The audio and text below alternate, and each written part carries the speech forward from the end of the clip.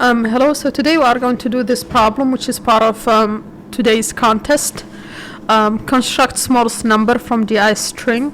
So we have a zero indexed string that represents a pattern that has length n. And this string is basically just I and d, where I means increasing, d means decreasing. We'll see now increasing with respect to what. And then we want to consider number of length n minus 1 is created from this pattern using the conditions here. So first, the number needs to have the digits from 1 to n, where each needs to use it at most once, so either not use it or used once. And then if the pattern is equal to, at a position I is equal to I, that means in our number, the previous position I and I plus 1 need to be in increasing order, so num I needs to be smaller than num I plus 1. If the value in the pattern is d, then it needs to be decreasing, so num I needs to be bigger than num I plus 1. So that's the idea here. Now one thing to notice is that the first I, what does that mean basically? So the first I here means basically for these two, the first two numbers, right? The second I, or the second value in the pattern, it's for these, the two after it. The third one is for these two. So you can see it's actually the length of the pattern plus 1. That's what the output would be. The length of the output would be. So if we take a look at this here, what we do is increasing, so 1 to 2, and then we have another increasing, so 2 to 3, that's increasing. Or we have another increasing, so 3 to 5, and then we have a decreasing. So when we have a decreasing, that's why we chose 5, right? So that we can decrease to 4. But at the same time, what we want to return is the lexicographically smallest possible string. So that's why we are starting with 1, 2, 3 numbers.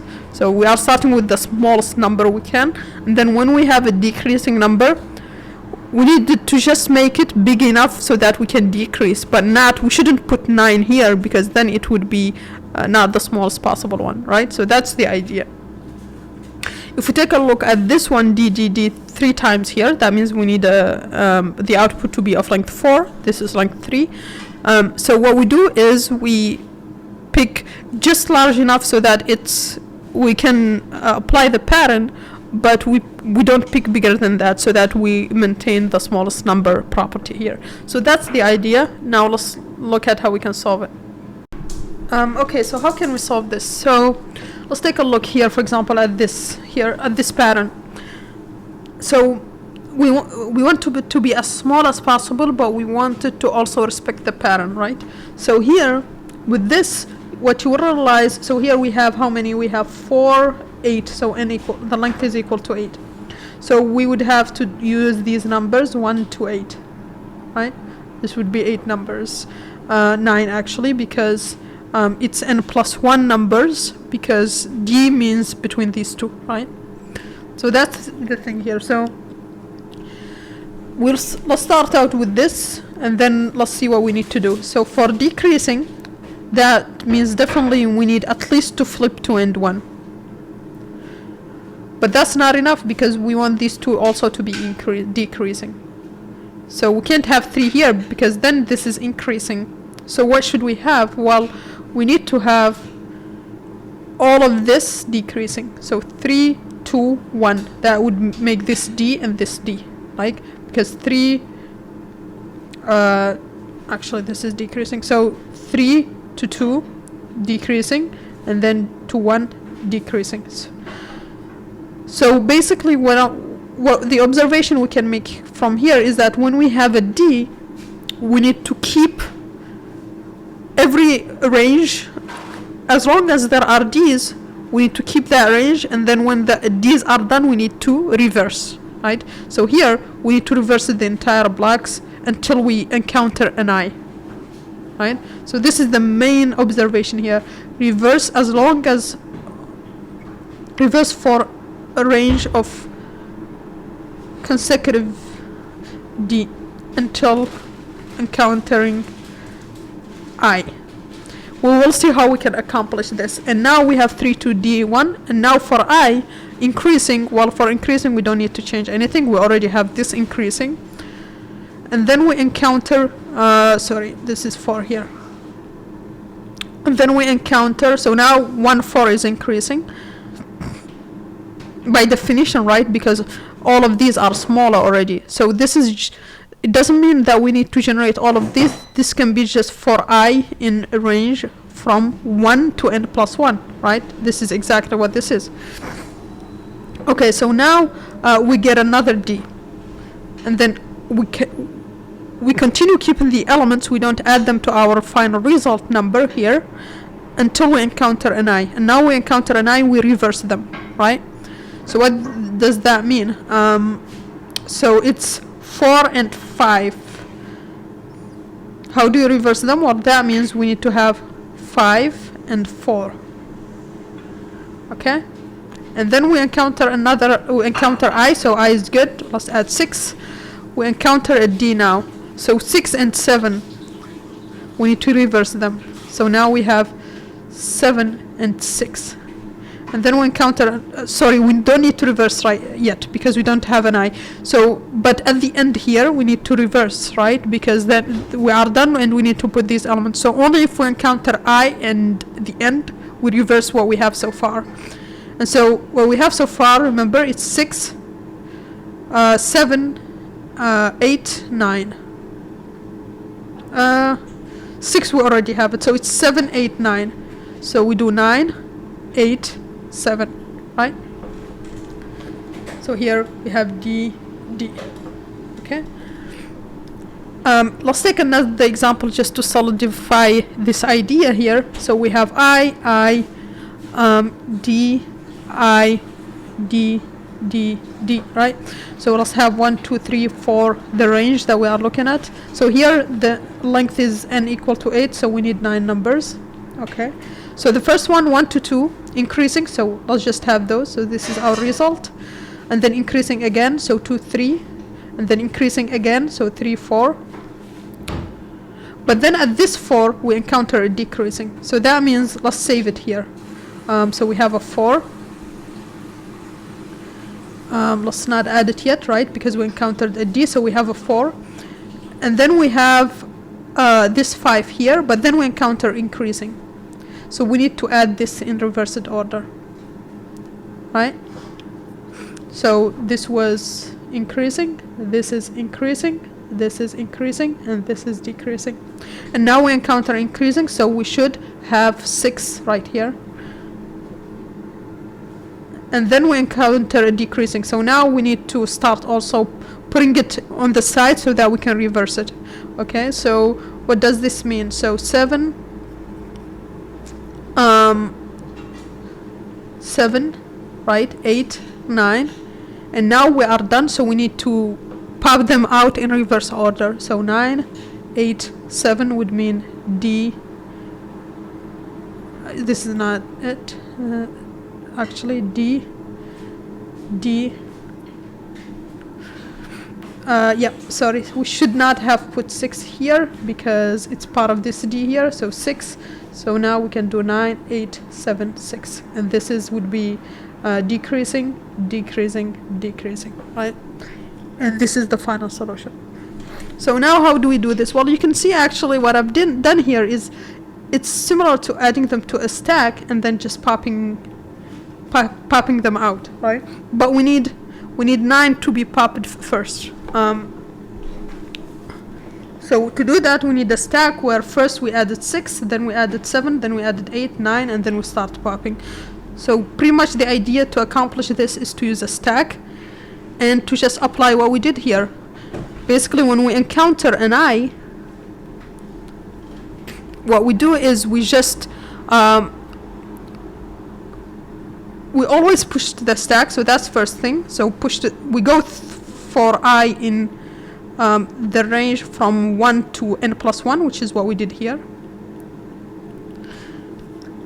And then for our stack, we always add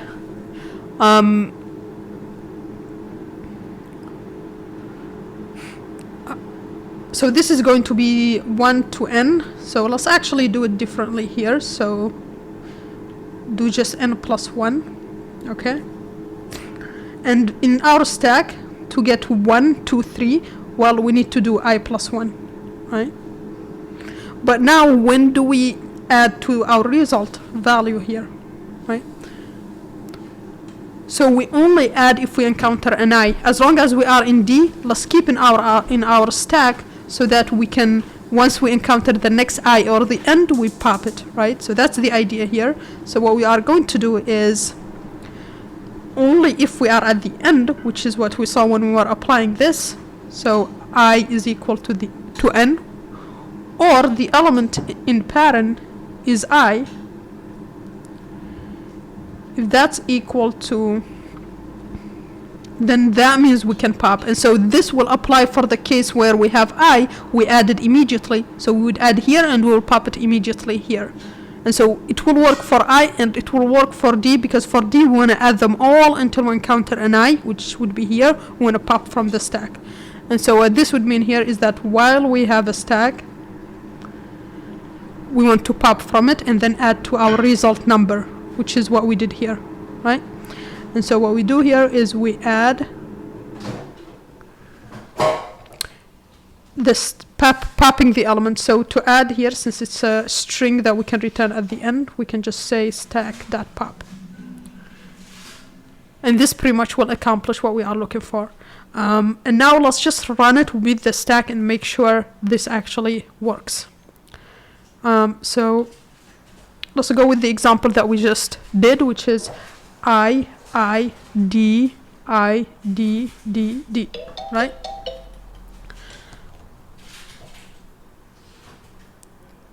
So, okay, so we have our stack, and then we have our result value. Let's just initialize it here, and this is our stack.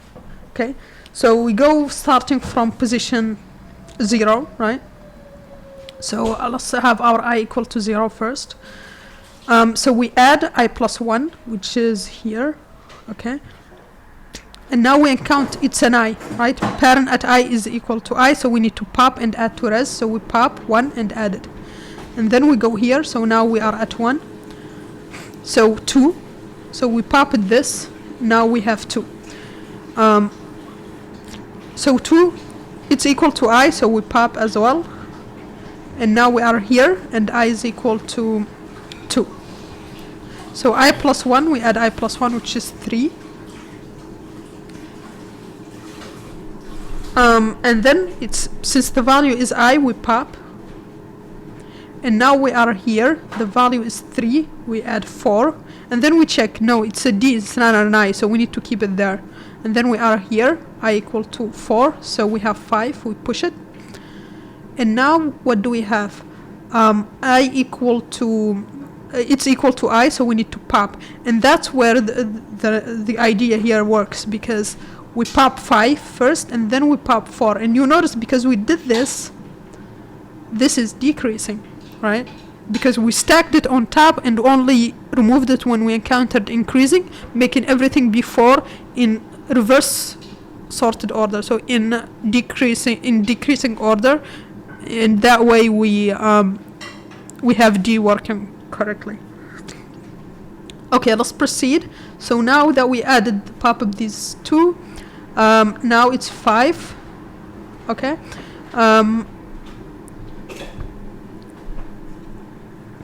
So now it's 5, so we add 6, right? And then we, since it's D, since it's a D, we proceed. So now we have 6, we add 7. And now here, since it's a D, we proceed. 8. And now, since it's a D, we proceed. Now we have 8. We add 9, and now we are done. So when we are done, we pop. That's what we did here. So you can think of as if we had E here, but we are not using it. Okay, so now we pop. Now we have 9, 8, 7, 6, which will make this increasing, because everything after it, we are doing an increasing range, is bigger than it. and this is D, and this is D, and this is D, and that's exactly what we want here. Okay. Yeah, and that's pretty much it. Pretty much what we are the way to solve this. So let's write it down and make sure it passes test cases. Okay, so what do we need? So first we need to have our stack defined. We need the length of the pattern, and we need the result value that we need to return. The problem asks us, by the way, to return a string, so we can initialize it like that. And now we go through the range in increasing order up until n, right? And to the stack we said we want to append I plus 1 because we want the first number to be 1, and then go from 1 to the end. And remember, because we are doing this increasing order of I, and if it's increasing we just append immediately, that will allow us to have the smallest number. We only reverse what we have to reverse because we encountered a D, and so that's what makes this work, and return the smallest number. So if either we are at the end, so we are done and we need to empty our stack, or we encountered an I, so we need to reverse what was before, right? If it was just one element because it's I, then we would just have that element, so it would be working fine. But if we had a D, then it would reverse whatever was before, or multiple Ds, that way getting decreasing order, right? So here we need to check if the pattern is equal to I.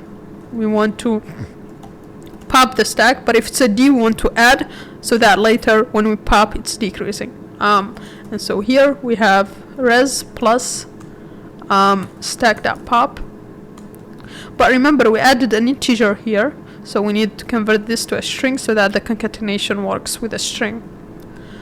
And now at the end we return the overall number of.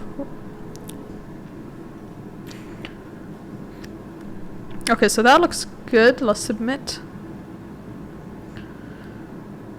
That passes test cases. In terms of time complexity, this is O(n), right? Because we are doing one loop, and the stack would at most contain the previous numbers. Even if it's O(n) squared, since the pattern length is at most 9, this is still super fast, and we are just using O(n) space here with stack. Yeah, so that's pretty much it for this problem. Thanks for watching, and see you on the next one. Bye.